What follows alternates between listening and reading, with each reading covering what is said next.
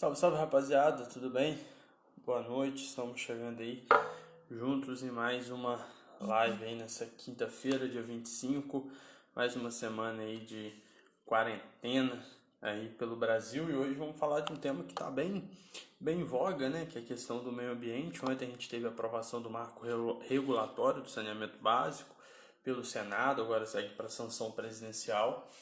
E aí a gente vai trocar uma ideia a respeito dos prós e contras desse projeto, trazer um debate mais aprofundado, diferente do que a gente infelizmente viu, né, durante esse processo em que o projeto esteve em votação, porque, né, devido à questão da pandemia, infelizmente muitas pessoas acabaram não conseguindo se aprofundar no tema e é um tema de vital importância para a gente poder conseguir saneamento, que é algo extremamente importante, né, e que vai definir aí muitas coisas no próximo período. Né, lembrando que vai até 2020, 2033 esse marco regulatório. E para falar aqui comigo hoje, temos a presença do meu grande amigo lá de Juiz de Fora, o Arthur Valente, que é biólogo, doutor em engenharia florestal, enfim, tem todo um trabalho voltado nessa área do meio ambiente, um defensor aí, um ambientalista, né, nesse momento tão difícil que a gente tem passado. Companheiro, boa noite, muito obrigado por ter aceitado tirar essa uma horinha aí para conversar com a gente. Como é que estão as coisas aí em Juiz de Fora? Boa noite, Matheus. Tudo bem? Boa noite a todo o Tudo seu na público paz. aí. Muito legal esse bate-papo que nós vamos ter aqui, tenho certeza. Obrigado Pô, pelo com certeza. convite. Eu admiro muito o seu trabalho, você sabe disso. Tamo junto, meu Seu trabalho parceiro. de escrita também é sensacional, né? Seu livro lá da história do futebol em Juiz de Fora, muito incrível. Muito, Fazer muito, mais, muito hein? Ele obrigado. deve estar no forno alguns, né? Pai, temos os projetos aí, mas na hora certa na hora certa, se der tudo certo, a gente divulga. Meu amigo, para a gente poder começar o nosso bate-papo, né? Parece que uma hora é muito tempo, mas aqui no Instagram, quando o papo ele começa a pegar fogo, o negócio passa muito rápido. Para o pessoal Imagino. que tá acompanhando a gente e não sabe, né? Ontem foi aprovado o marco regulatório do saneamento básico. E no Senado, né, e depois de uma discussão que já teve na Câmara, e agora esse projeto vai para a sanção presidencial, a possibilidade aí da sanção acontecer de maneira integral ao texto que foi aprovado é muito grande, porque é uma pauta alinhada com os interesses governistas. E o marco regulatório estabelece até 2033, ou seja, pelos próximos 13 anos, a universalização do saneamento básico e também da rede de esgoto. Mas a gente sabe que não é tão simples assim. O Brasil ainda tem um déficit muito grande em relação a essas duas questões, principalmente no interior do país. E aí, Arthur, queria começar trocando ideia com você. Qual que é a sua opinião geral a respeito desse marco regulatório, os prós que você acha, os contras, para contextualizar para o pessoal que está acompanhando e a gente começar a aprofundar o assunto? Pois então, aí teve esse processo ontem no Senado, que eu até assisti, e ontem, antes de ontem, eu estava lendo a proposta, né, o projeto de lei. Eu fiquei bem triste de ver a discussão no Senado de um assunto tão importante. A própria oposição mesmo não parece que demorou muito a acordar para o que está acontecendo.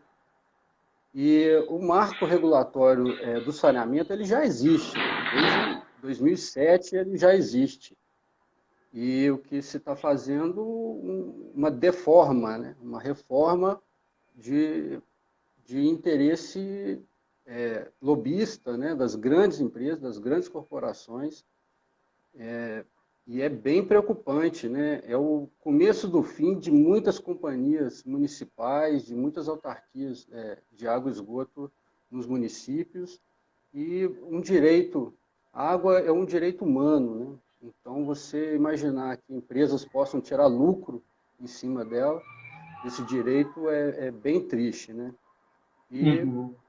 eu assisti ontem a discussão, é triste, né, ver que senadores da República têm um nível bem baixo de conhecimento na área ambiental, é um projeto assim, que foi usado de forma muito populista, porque, né, o governo precisa arrumar uma notícia boa para dar no meio de tantos escândalos, de tanta ineficiência para gerir a máquina e a República, né, com ameaças diretas aos poderes da República nos últimos tempos, no meio de uma pandemia, sem ministro da Saúde.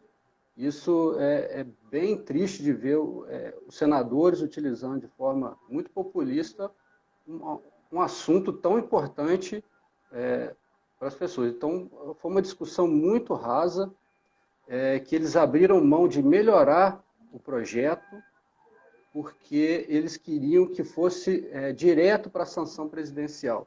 Então, eles acordaram, todos ali que se dizem, todos não, né? Teve partido que votou, fechou posição contra. Mas muitos ali estavam, que se dizem oposição ao presidente, estavam em ligação direta com o ministro da Economia, que tem muito interesse, né? Parece que esse projeto do saneamento entrou na agenda econômica, assim como o teto de gastos, a reforma da Previdência e trabalhista, o saneamento também, porque faz parte da mesma pauta, né? A pauta ultraliberal de se expandir sobre os direitos do trabalhador e sobre o meio ambiente, né? Os recursos naturais, para fim de extrair o lucro, né? E garantir o poder sobre as pessoas. Uhum. Então, assim, Você falando dessa questão de não ter tido uma discussão, eu só lembro da fatídica fala do ministro Ricardo Salles na fatídica reunião ministerial do dia 22 de abril, quando fala de passar a boiada durante o período da pandemia, né? E eu acho que, pelo menos a princípio, eu acho que a grande discussão do projeto de saneamento é que ele não houve um debate nem em relação aos poderes da República, como você disse, principalmente dos senadores, que já estavam com essa votação aí em pauta, e também muito pelos órgãos de imprensa e pela própria opinião pública. Eu acho que o debate ficou muito raso, colocando a questão de uma maneira de que a privatização ela vai trazer um acesso maior à questão da água e do esgoto na sociedade brasileira. Só alguns dados que foram divulgados para embasar o projeto, eles alegam que mais de 100% dos brasileiros, segundo um estudo feito pelo Sistema Nacional de Informações sobre Saneamento, que mais de 100 milhões de pessoas no Brasil não têm acesso ao sistema de esgoto, enquanto 35 milhões não têm acesso à água tratada, e que 6% das cidades são atendidas pela iniciativa privada e as outras 94% o serviço é feito por companhias estaduais ou municipais, em alguns casos contam com a ajuda do governo federal. E a estimativa é gerar um investimento em torno de 500 a 700 bilhões de reais no período, mas a gente sabe que normalmente essas contas da privatização lá na frente a gente vê que é sempre uma conta bem equivocada, né? Joga um número de projeção que não se tem esse número de fato comprovado na prática. E aí, Arthur, para a gente entrar um pouco mais nessa questão, os motivos que levaram o projeto a ser aprovado na discussão é fazer o entendimento de que o Estado, nos seus entes dos municípios e também dos estados, eles não conseguem levar a uma condição de universalizar, ou seja, fazer com que as pessoas tenham acesso à água tratada, ao esgoto tratado e ao saneamento básico de maneira adequada, dentro dos princípios que são aí colocados como os corretos e que isso tem um impacto muito grande nas regiões de periferia, até mesmo na questão de saúde, as pessoas que moram próximos de local com esgoto a céu aberto e tudo mais, não têm um nível muito bom de saúde, isso também afeta a educação das crianças, enfim, gera uma série de efeitos colaterais na sociedade e que o marco regulatório ele justamente viria para poder acabar com isso, pois a privatização levaria à questão de maior investimento e acesso a essas áreas. O que me preocupa é que eu vejo uma possibilidade muito grande, aí eu queria para a gente aprofundar mesmo o assunto com seus conhecimentos, de que as empresas hoje que são consolidadas, que já têm uma estrutura já montada, elas correm muito risco de serem privatizadas, a empresa privada já pegar toda essa estrutura, e vejo com muita dificuldade a possibilidade das empresas privadas terem interesse em fazer todo um sistema de saneamento básico no interior do país, no rincão nordestino, no sertão nordestino, onde há uma dificuldade, por exemplo, da própria água chegar, né? Mesmo com a transposição do Rio São Francisco, ainda há uma série de lugares que têm muita dificuldade de água, e também a própria região amazônica, por exemplo, que também é um problema para você conseguir fazer obras de infraestrutura. Como que você vê essa teoria que parece que é linda, mas na prática a gente sabe que quando a gente entra nos pormenores, tem muitos detalhes aí difíceis. É verdade. Quando você citou no início aí, da passar boiada, dar de baciada, né? O Ricardo Salles, lá naquele momento, estava falando de passar boiada em normas infralegais, né? Abaixo de leis, lá nas portarias dos ministérios. Aí agora a gente viu o Senado passar a boiada, né, em cima de um bem comum, tão caro, que é a água, né? Transformando ela em mercadoria, por projeto de lei, né? Então, sem discussão, com certeza é um projeto que merece discutir, né? Eu acho que não tem que se negar a aprimorar a legislação de saneamento, né? Até reconheço que tem no projeto de lei algumas melhorias, mas porque são contribuições de técnicos, né, da Agência Nacional de Águas e tal, mas o legislador, ele movido ali pelo lobby, né, escondido, porque nem as grandes empresas tiveram a cara de aparecer para poder falar, ó, nós vamos investir, né? Não teve nada disso, né? Então entra mais uma lorota, né? Igual a reforma trabalhista falou que ia gerar emprego e acabou não gerando.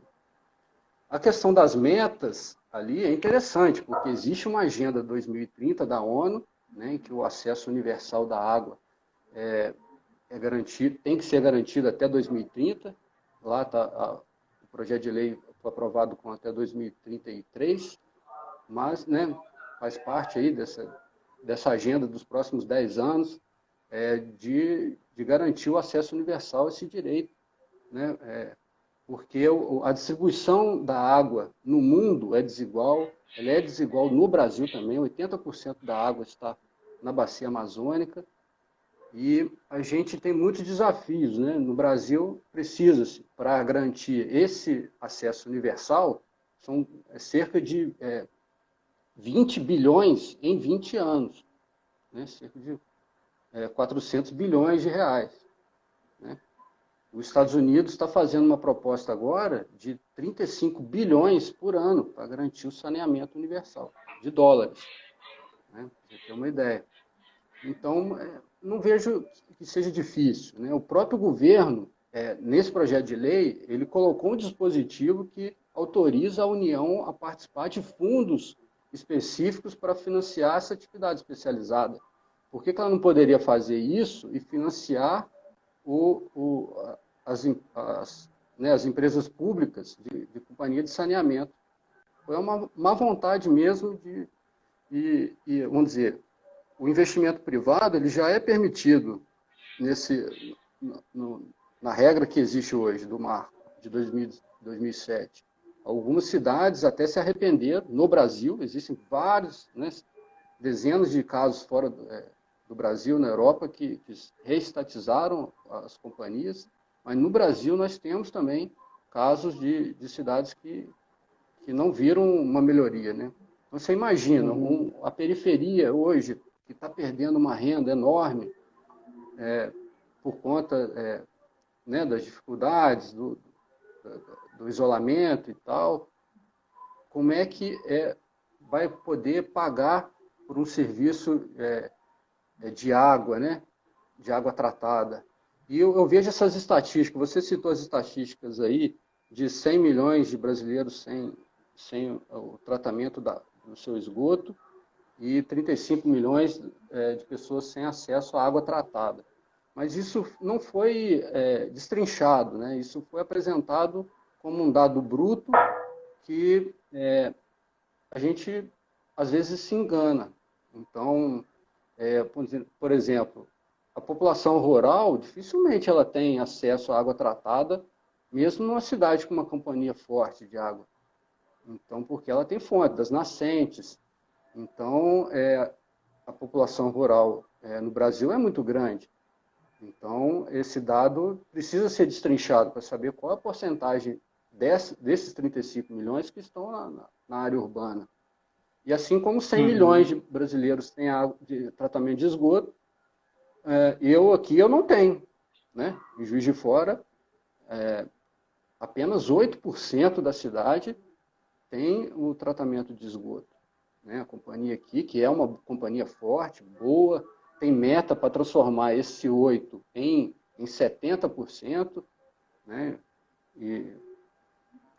A gente defende essa luta, né? A gente sonha em ver o Paraibuna despoluído, né? Desde criança a gente escuta isso e tem essa vontade, né? De ver o nosso rio, o rio que corta a cidade, né? Limpo, despoluído. Mas não significa que eu esteja aqui passando uma condição, né? De esgoto a céu aberto. Esse que é o dado. Né? O dado da ONU, que a meta da ONU é pessoas sem o esgotamento a céu aberto. E essa discussão não vi, ninguém falou. Né? Então foram dados apresentados de forma muito, muito crua, isso, entendeu? Usado de forma muito populista. É meio que o dado jogado para justificar, né? Meio que aquela coisa que a gente precisa justificar alguma coisa e vamos jogar o dado. Mas outra situação também me trouxe uma preocupação, Arthur, é que o projeto ele fala que a Agência Nacional das Águas, né, a ANA, vai ter que gerar todo um estudo para poder fazer parâmetros para esse processo, não só de privatização, mas também da instalação, né, do tratamento de água e de esgoto, principalmente nas cidades onde isso não acontece. E também o projeto ele relegou para os municípios, e isso é um tema extremamente importante, a questão da liberação ambiental, ou seja, os municípios, as cidades brasileiras, dentro das suas prefeituras, que vão dar o aval de licença ambiental para as empresas. Só que a gente sabe que, infelizmente, há um processo no país de que muitas vezes as licenças ambientais elas são literalmente rasgadas pelas prefeituras quando se há um lobby muito grande, quando há uma grande empresa querendo fazer investimento em alguma área dentro da cidade. Como que você vê essa questão de entregar para as prefeituras essa questão da licença ambiental num cenário que a gente já vê em que, muitos casos, o próprio poder público faz vista grossa para atividades que acabam gerando e impactando de maneira muito grave diversos dispositivos legais das leis ambientais? Então, Matheus, eu achei que essa imposição do município foi completamente exagerada e desnecessária. Né? Legislou em cima de outras leis que regem o licenciamento ambiental no Brasil. Então, né, foi esses penduricados que foram colocados na lei, né? Mas, assim, a Agência Nacional das Águas, ela ali é uma parte menos problemática desse projeto de lei, porque ele está autorizando, né, a Agência Nacional a fazer regulamentação das coisas que estão previstas na lei, e ela agora está no Ministério do Desenvolvimento Regional, né, não é Ministério do Meio Ambiente mais, que o ministro é do PSDB, né, o Rogério Marinho, que é o relator do Senado, foi o Tasso Gereissati, que é PSDB, tudo ali do Rio Grande do Norte, Ceará, os dois, e né, tudo favorecendo ao lobby que a gente sabe que eles representam. Né? Visto que o Tasso é um acionista, né, de uma empresa que tem participação na Coca-Cola. Então, isso foi preocupante, mas, ao mesmo tempo, como está no Ministério do Desenvolvimento Regional, algumas atribuições também do especialista em recursos hídricos e saneamento também foram regulamentados. Isso faz parte né, da evolução ali da normatização. Então, não vejo como problema. O problema foi realmente no licenciamento, em que existe sim uma tendência a gente a tentar fortalecer os municípios na legislação ambiental, inclusive fazendo o licenciamento. Existe porque quando se acumula muitos processos e tal na mão dos poderes do Estado, e existe uma lei complementar 140, que já delegou aos municípios fazer o licenciamento ambiental. Então já só que eles não fazem, porque não tem estrutura, aí cabe ao Estado fazer. Então, aí às vezes acumula muito processo, aí as pessoas reclamam, está atrasando muito, ok? Então, uma alternativa que os estados têm de enxugar o seu passivo é promover a municipalização.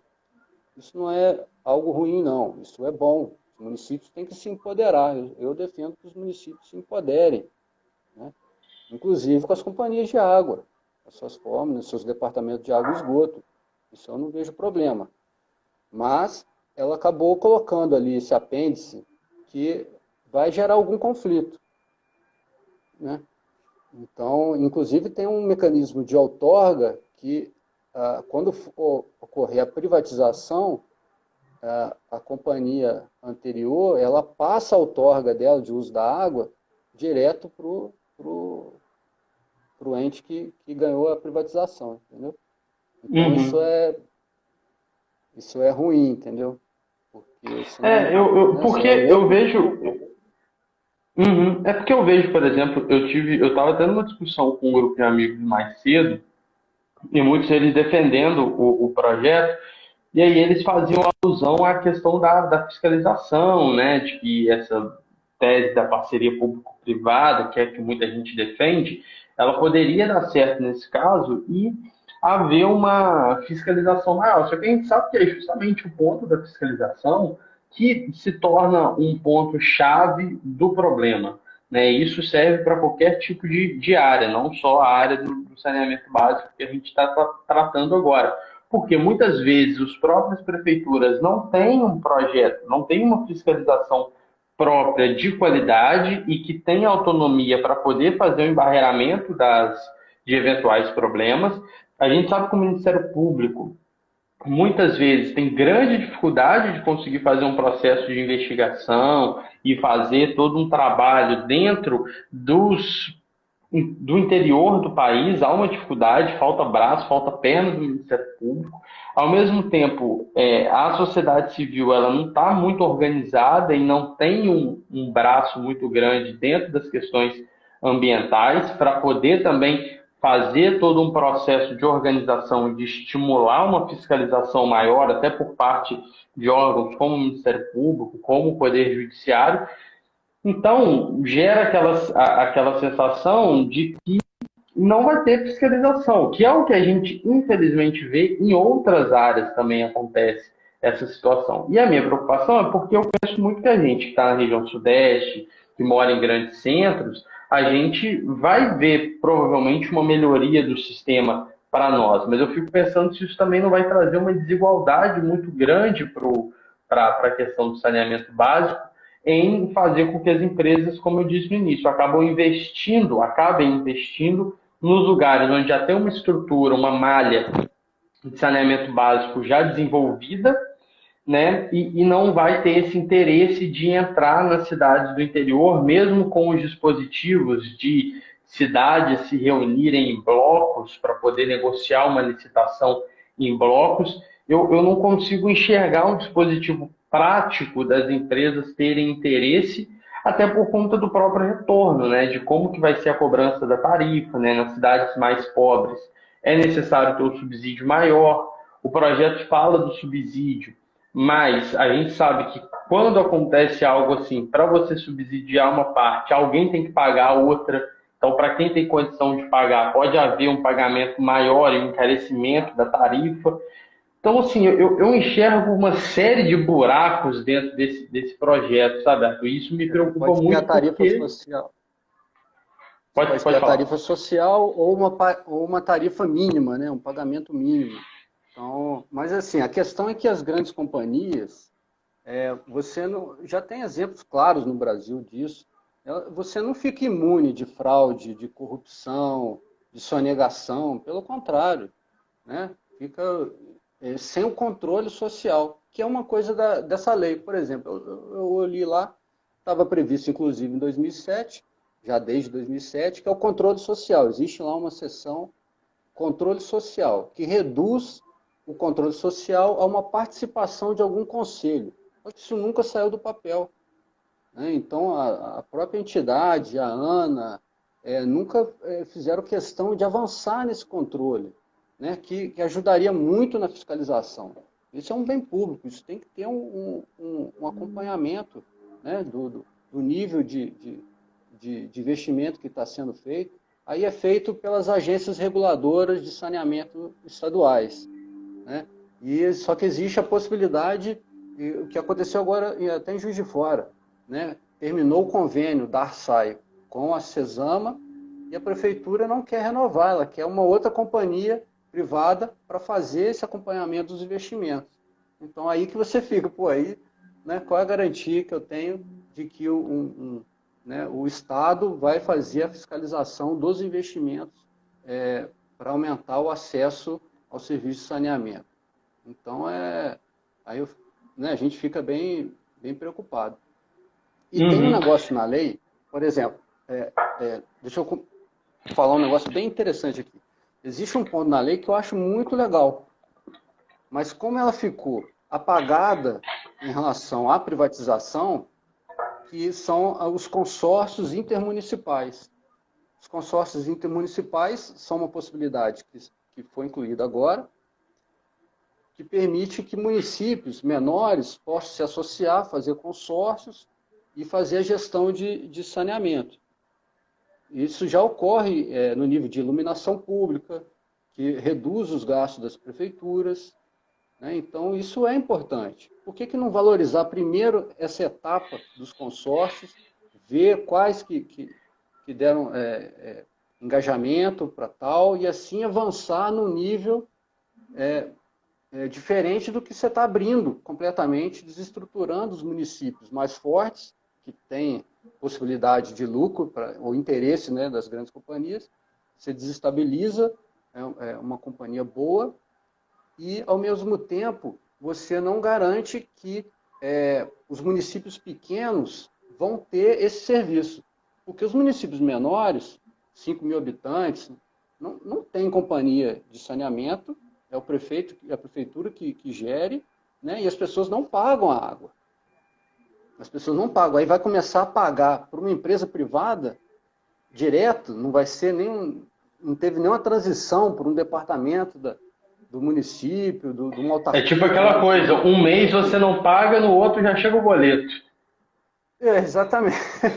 Para uma companhia que você não tem gestão nenhuma nela, é totalmente privada. O prefeito fica totalmente à mercê e depois o cargo de prefeito e tudo vai sendo manipulado por eles que estão detendo, que chegaram de fora e vão mandar na cidade. Se chegaram, porque não tem muita viabilidade financeira, né, de lucro. Por isso que é importante você fortalecer. Eu acho que a cobrança de uso da água é uma coisa muito, muito importante. Ela está numa lei que chama Lei das Águas, tá, de 97.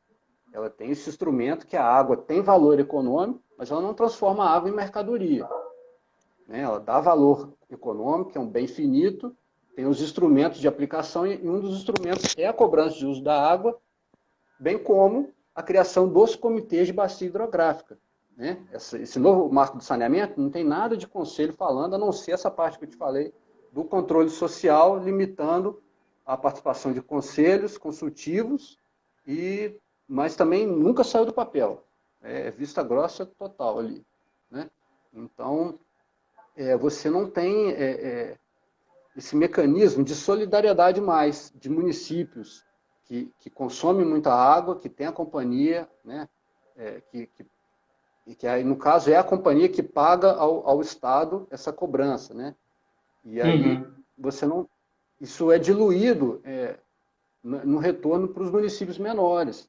Então você tem mais uma quebra e mais uma dificuldade para os municípios menores.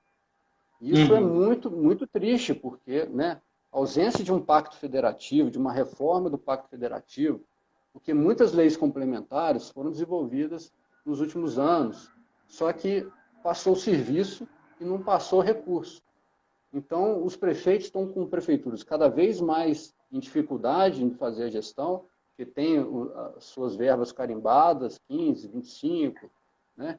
E a folha de pessoal pela lei de responsabilidade fiscal limitada ali aos 40 e tantos. Então, é complicado, sem uma reforma. Assim, o Paulo Guedes está interessado no projeto, mas ele não se interessa em reorganizar a estrutura tributária fiscal do Brasil, né? Embora tenha uma reforma tributária em pauta no Congresso, né? Então, assim, você imagina, a gente está numa pandemia, não é? O que a gente precisa que as companhias, que é triste demais, um número absurdo, né? Que no mínimo vai ser o dobro disso, porque não chegou ao pico, né? Então está se interiorizando. É muito, muito triste, né? A gente não poder ir num velório de um parente, né? Da gente correr o risco de estar com medo o tempo todo, né? Então o que a gente precisa das companhias de água, de limpeza urbana das cidades? Né? Que elas tenham cuidado com o bem público, que elas ampliem as redes para onde que não tem, aonde que é intermitente, que ela reforce a estrutura, né? Que ela faça trabalhos em conjunto com agentes de saúde, agente comunitário, né? Que faça a limpeza das ruas.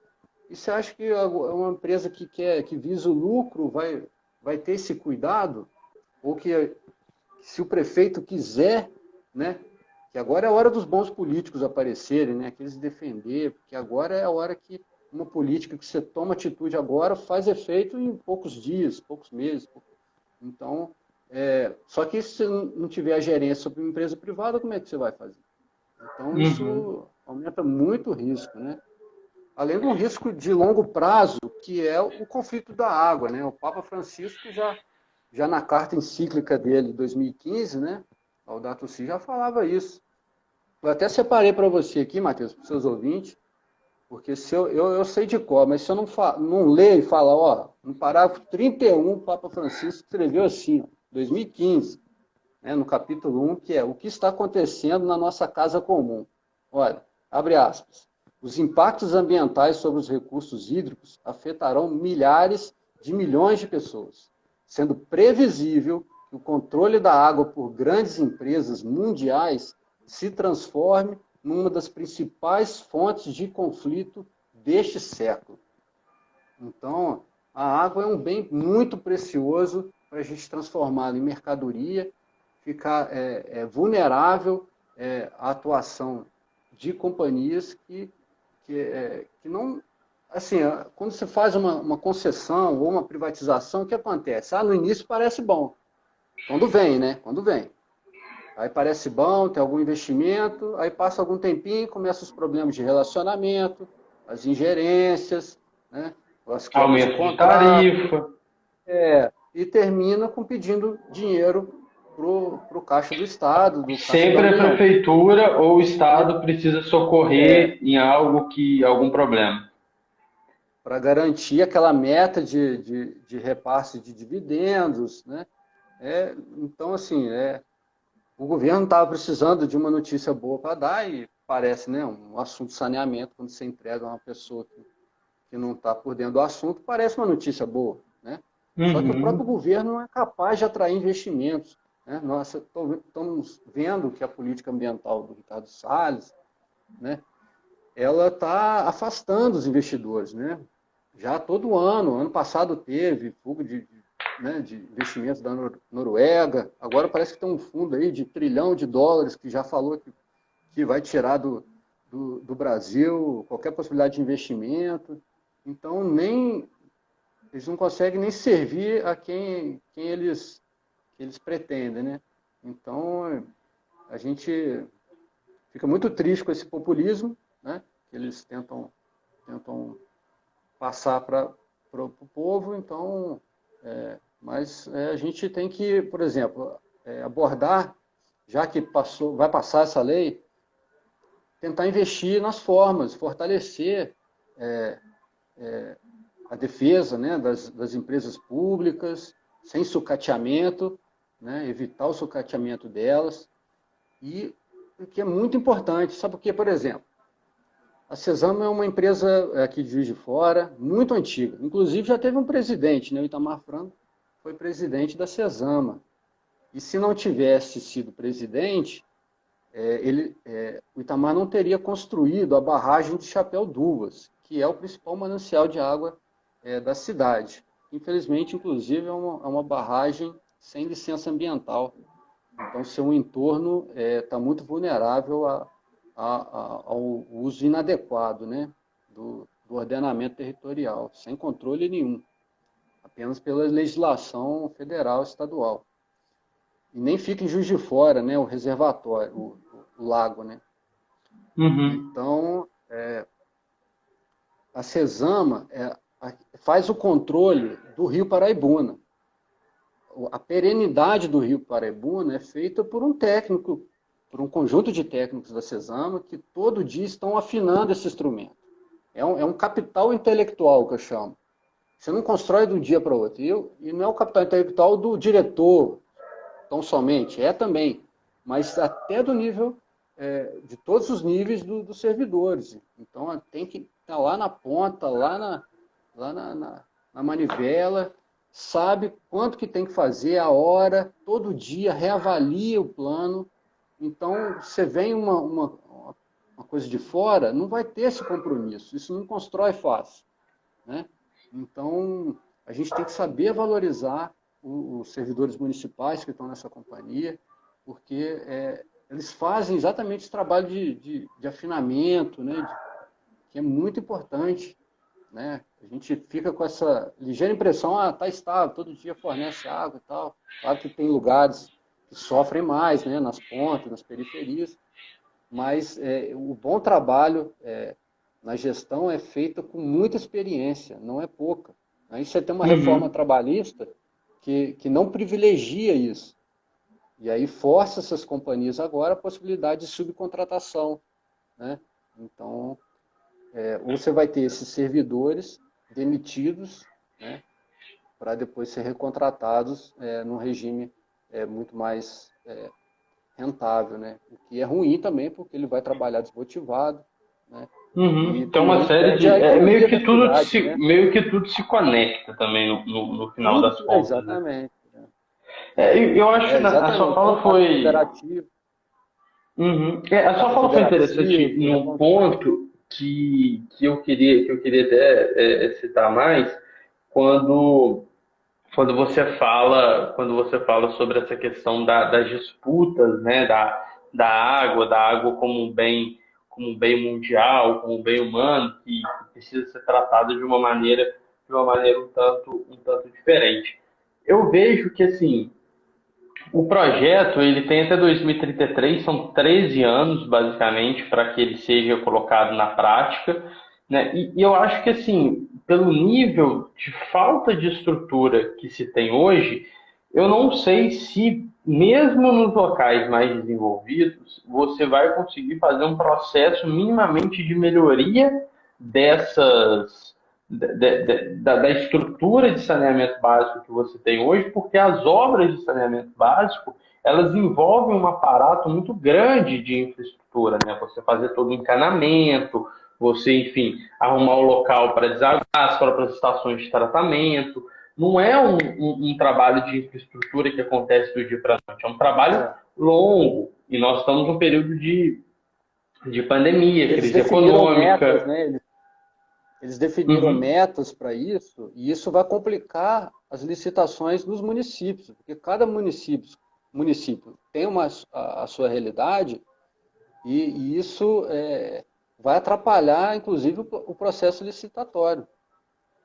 Sim, e a gente sabe que o processo licitatório, ele por si só já é extremamente burocrático, com uma série de recursos, precisa atingir uma série de padrões. Então, assim, aí volta aquela questão que eu falei lá atrás, o lobby de algumas empresas pode acabar influenciando esse processo, o que pode gerar graves problemas. E aí, o dispositivo, né, a lei, ela fala que até 2033 para conseguir a meta, mas caso a meta não seja alcançada, há 7 anos, ou seja, até 2040, para que isso seja resolvido e que tente É, se chegar a esse padrão. sempre Mas tem ainda assim, sempre tem a dilatação do prazo por igual período, né? o Sempre. aditivo, o aditivo, o O aditivo aditivo. sempre está presente. É o aditivo. É. E aí tem e aí também tem essa possibilidade. Mas a Se o governo questão tivesse, se o governo tivesse preocupado em universalizar o acesso à água, ele teria terminado a transposição do Rio São Francisco. Simplesmente ele acabou com o Rio São Francisco, com a transposição do Rio São Francisco. Né? As canaletas estão lá vazias, rachando, né? Uma intervenção em cima da Universidade Federal, né, do Vale do São Francisco, lá em Petrolina, e, né, que fazia muitos investimentos, né, o licenciamento ambiental lá, os projetos. Então, não há nenhuma preocupação, é muito populismo em cima de um tema tão importante que é a universalização do saneamento. E aí tem um detalhe Porque também, não que adianta. essa questão da privatização do saneamento básico, ele não é uma pauta nova.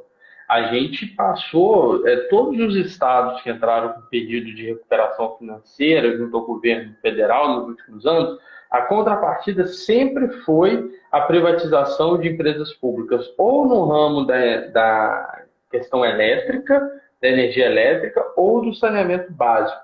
Então, assim, então, na verdade, a privatização desse serviço, ele já vem sendo colocado como pauta há muito tempo. Primeiro foi uma tentativa em cima da questão da recuperação financeira junto ao governo federal e agora eles conseguiram emplacar esse projeto de lei, ou seja, é uma pauta que já estava inserida de uma maneira bem ampla. A gente já está com Olha, 42 o minutos. governo de Minas aqui quer vender a Copasa, né? Quer vender a Mas Copasa, quer vender a CEMIG, para eles mesmos comprarem, né? uhum, Eles exatamente. têm Eu capital para queria, eu isso. queria aproveitar que a gente está nesse bate-papo, Arthur, para a gente poder aproveitar esses últimos 17 minutos que a gente tem, para falar um pouco sobre o Sim. meio ambiente de maneira geral, né? Você que, como eu disse no início, você milita nessa área, tem muito conhecimento muito aprofundado. A gente tem visto aí que o desmatamento na Amazônia, mesmo durante a pandemia, ela não diminuiu, pelo contrário, aumentou.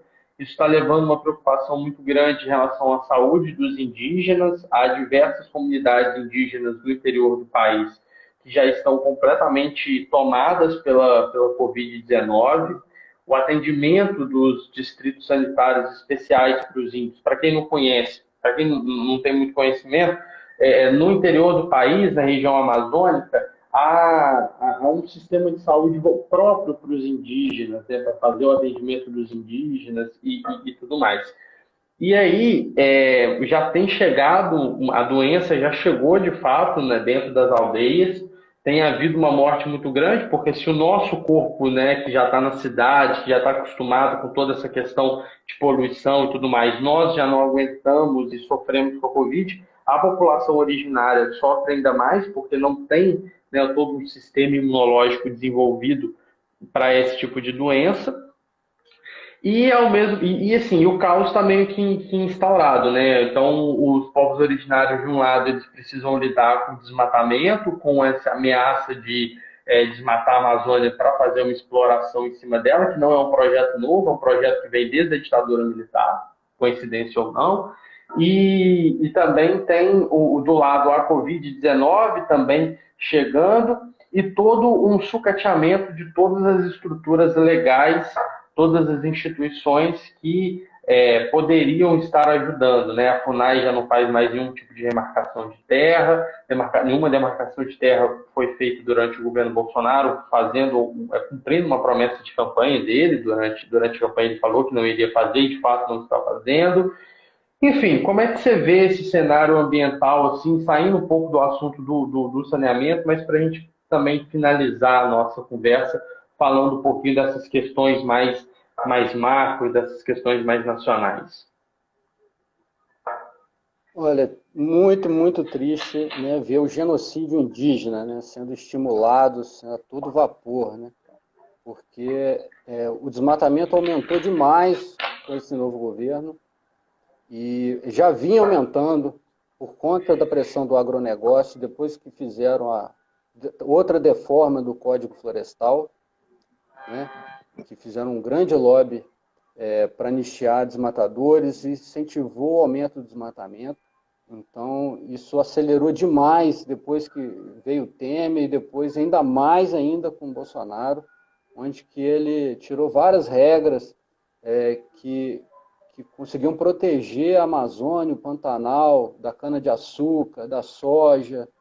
Então, está incentivando o garimpo, até mais do que as grandes companhias de mineração em áreas de terra indígena, que elas, de certa forma, elas nem têm muito interesse, porque sabem que isso queima muito o filme. Então, na verdade, é os garimpos que ele está incentivando, e a gente da pior espécie, a gente que mata, a gente que destrói, e gente que quer fazer evangelização dos índios, não gosta do povo, igual o Weintraub falou, odeia o povo indígena, né? Como é que ele falou? Não gosto do Então, termo povos não gosta do indígenas. termo povos indígenas. Isso é um completo absurdo, né? Que está acontecendo. É o país mais perigoso, né? O Brasil é o país mais perigoso para ambientalistas. Então, isso inclui também a população originária que defende território, né? O acesso ao seu patrimônio.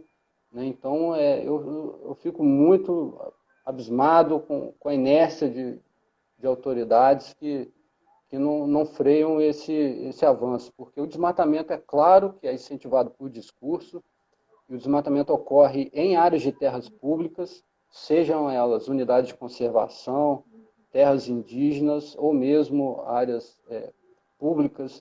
Então, é mais concentrado nessas áreas do que em propriedades privadas, grandes latifúndios, que também existem, infelizmente.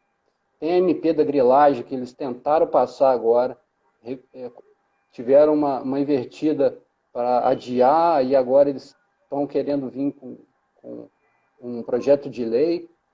Então a gente tem que continuar em cima, porque a maldade não descansa, né? A gente tem que estar sempre observando os passos deles para a gente também fazer uma oposição firme, porque a gente precisa defender, né, o povo mais simples, que precisa da terra, né? O país tem uma grande possibilidade de renovar, de reinventar a alimentação, né? Uma alimentação agroecológica, tem um campo para fornecer alimentação e saúde para as pessoas, pelo pequeno agricultor agroecológico, e a gente precisa muito fazer esse trabalho, porque você vê agora tem a nuvem de gafanhotos, tem a notícia do dia, é a nuvem de gafanhotos, né? Está lá no Uruguai, na E Argentina, tem a e tempestade de aí já areia do decretaram, Saara também. e aí eles já decretaram a emergência fitossanitária. Eu achei até interessante, porque esse ano é o ano da ONU, da fitossanidade, né? De discutir a fitossanidade. Então, aí eles já anteciparam muito esse decreto para quê? Para que eles possam gastar defensivos, né, inseticidas, jogar à revelia, sem necessidade de licenciamento, sem necessidade de licitação. Então, eles estão doidos para comprar inseticida e jorrar inseticida nas nossas águas, nos nossos campos, né? E são distúrbios que ocorrem por mau uso da terra também, né? Por grandes monoculturas e por conta das mudanças climáticas. Então, isso, né, vem alimentando. Agora, a solução deles, que dizem que não tem outra, é um inseticida, também foi ocasionado por excesso de defensivos, de monoculturas, né, que acabam também, né, ao fazer isso, expulsando as pessoas de suas terras, né, e fazendo o esgotamento do solo, né.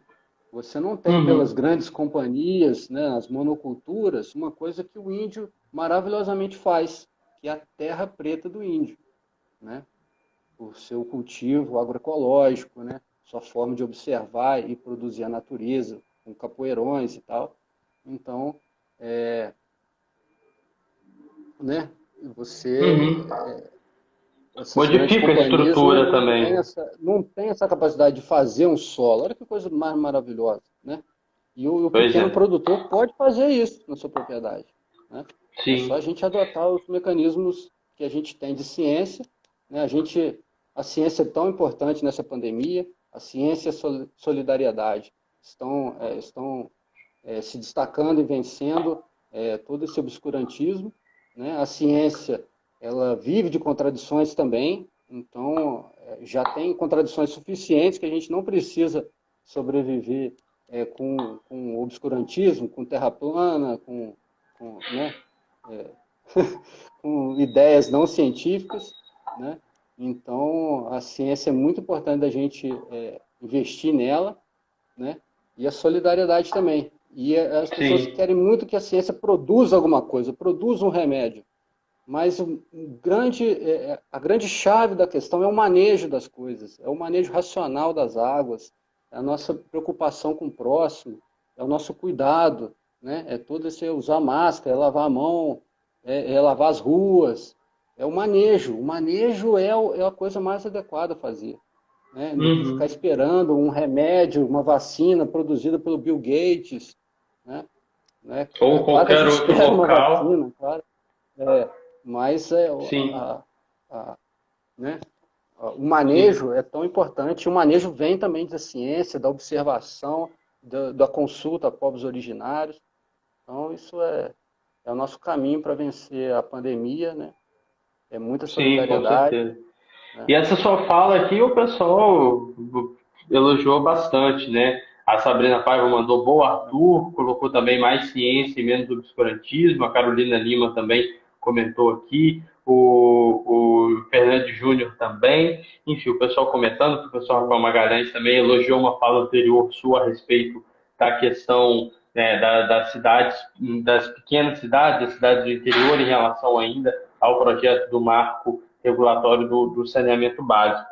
Em cima dessa questão que você falou, saiu até um estudo interessante para quem está acompanhando e quiser pesquisar depois, é que mais de 20% das terras que são colocadas como de iniciativa privada na Amazônia, ela, na verdade, são terras públicas em que as pessoas simplesmente pegam, tomam esse espaço, falam que é seu, entram com um processo para reconhecimento daquela de posse daquela terra, né, que é conhecido como grilagem, né, A grilagem. enfim, e depois faz todo um processo de venda ou exploração de terras públicas, o que mostra como que a fiscalização no país ela é muito difícil e não funciona. E aí retoma toda a questão que a gente falou desde o início da live, do marco regulatório, de como que vai ser feita a fiscalização, de como vai ser feita a fiscalização das licenças ambientais, de como que vai ser feita o próprio processo de licitação, como que as populações mais vulneráveis, as populações mais pobres, as áreas de vulnerabilidade social vão ter acesso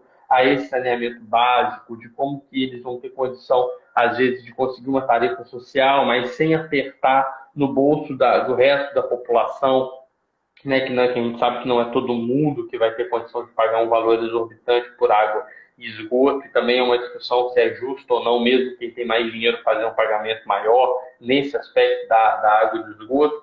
Então, assim, tem esse estudo que é bem interessante dessa porcentagem das terras que são públicas, mas que são colocadas como de iniciativa privada dentro da Amazônia. E também recomendo também algumas leituras, tem um texto da Eliane Brum também no El País, onde ela conta o drama da população Yanomami, no interior de Rondônia, por conta da Covid-19. Então, assim, tem a Ela pauta fala muito de ambiental, Belo ela, Monte também, né?